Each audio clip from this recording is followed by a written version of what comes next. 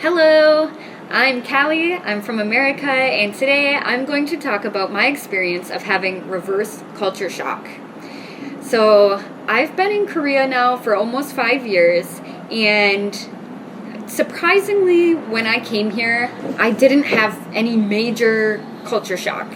I will say a lot of things did surprise me, and I thought were maybe strange from what I was used to back home, but it wasn't like I was ever like, oh, this is like really hard for me to comprehend. It's really hard for me to, deal with. I feel like I adjusted, to life in Korea pretty smoothly, not too bad.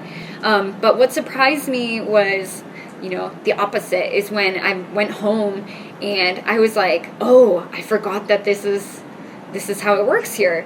Like the reverse culture shock was definitely greater to me than the initial culture shock in Korea. So one thing that I always have reverse culture shock of when I go back to America is driving. So in general, I would say that the public transportation is not as good in America as it is in Korea. And I mean, I should say Seoul. In Seoul is very good, specifically. It's very convenient, cheap, fast, easy, very popular. Everyone's using public transportation. So I lived in New York before coming here, and public transportation was, very common. Everyone was taking public transportation, but it wasn't as nice as it is here. And then outside of New York, a lot of people don't use public transportation. And I was actually, when I visited LA for the first time, I was so shocked by that because I was like, this is a big city, it's a major city in the States. And then I had a friend living there and she said, oh no, people don't really take the subway here. Everyone drives, which, I could believe it after experiencing those traffic jams there, but it was a big shock to me. So when I go home, it's always so strange for me to get behind the wheel of a car again. I'm like, when I get to the airport, it's so weird that I have to figure out how I'm going to get home. When I arrive at Incheon, I'm like, there's a million options. I'm like, I can take the subway, I can take the bus, I can take a taxi, I can comfortably figure out a way to get home. Where when I'm in the States, if no one's picking me up, it's bad for me because taxis are super expensive and there's not a lot of public transportation, so it's more complicated. And then even just the process of almost like relearning how to drive every time I go home is terrifying because I'll go without a year or two of driving and it's like my parents, oh man, I always give them a heart attack every time I get home. Like, they're always like, do you remember how? And, sometimes I'm joking and sometimes I really mean it. I'm like, which one's the brake again? Let me just get used to this again. And I always say it's like riding a bike. Like, once I do it again, I get used to it and it's fine. But it's always, kind of scary at first, relearning how to drive after not doing it for so long. So that's always a big shock to me when I go home. Another thing that is really, when I think about it, it's really strange in the States is that, people wear their shoes in the house and it's totally fine. But in Korea, it's like a big no-no.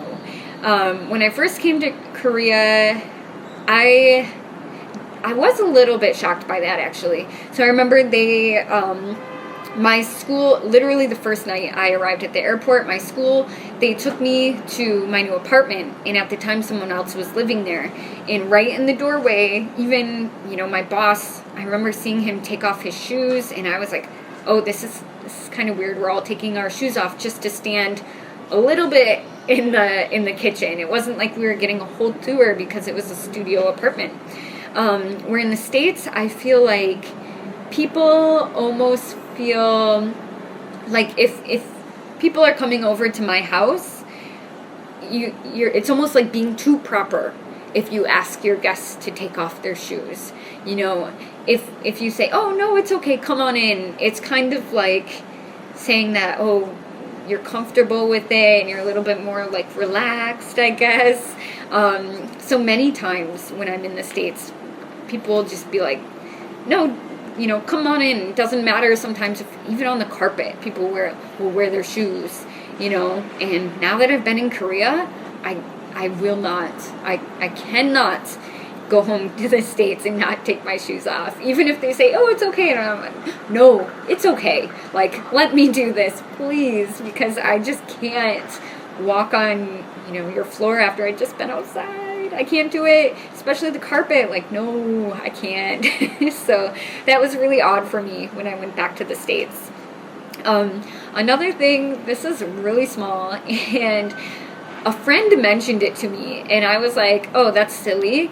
And I did not think it would happen to me. But in Korea, a lot of the, like when you go to the bathroom especially, like the light switches are on the outside of the bathroom. And I've gotten so used to that, turning on the light from the outside of the bathroom.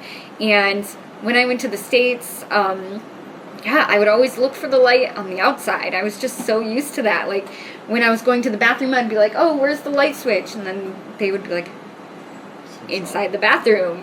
Like, where else would it be? And yeah, my friend said that happened to her first, and I was like, what? No, like, that's such a small difference. Like, how could... And then I found myself doing that. I would be looking on the walls, and it was just really weird to get... I didn't realize how ingrained in my mind that became, like, that small little thing. I just got so used to it. It was really, really weird for me.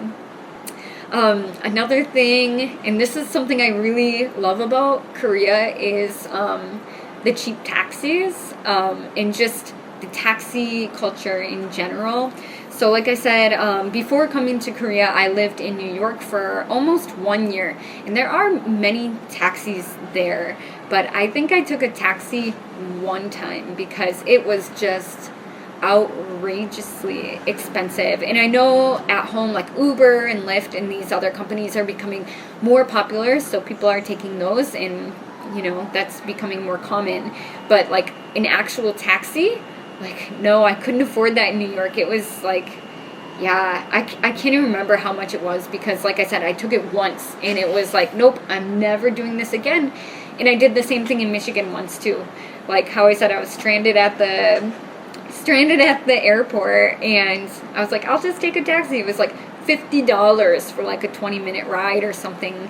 And then, here in Korea, sometimes I'll find myself, when I first got to Korea, that was something really hard for me because I never took taxis, because I associated it with like, you must have a lot of money if you're taking a taxi because it's so expensive. And then when I found out, it's like, I don't even know what the base rate is anymore. Like $4? $3? Yeah, $3-4 or something like that. And yeah, I was taking taxis everywhere after I discovered that. It was so nice. Like, you can be in a taxi for an hour and pay $20-30. So that was really awesome for me when I first got to Korea. When I go home, I'm like, I miss those taxis. I miss just, cheap fares like that. That's really, really nice about, taking a taxi here in Korea.